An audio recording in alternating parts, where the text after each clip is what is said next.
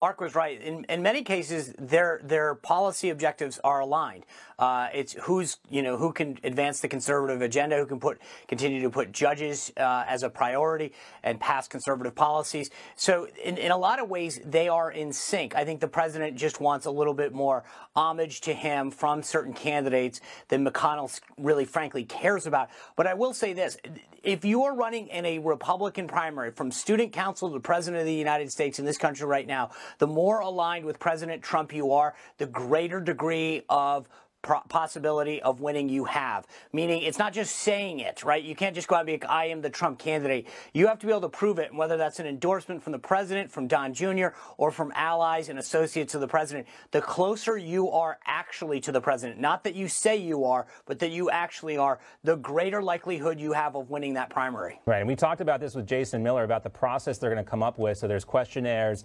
There's a real vetting process, not just based on emotion here.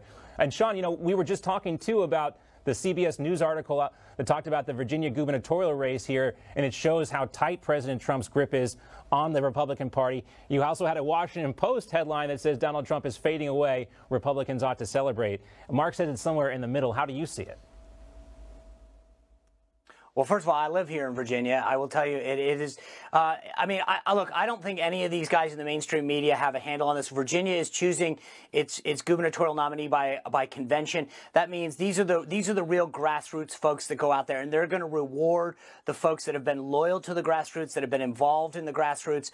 And I don't trust a bunch of Washington reporters to think that they have a clue as to what that means. The second thing is that, as I said earlier, and this goes for the Virginia race as well, but whoever has the closeness to President Trump. And again, it's just not saying it. Anybody can say they're a Trump Republican, that they're supporting America First priorities.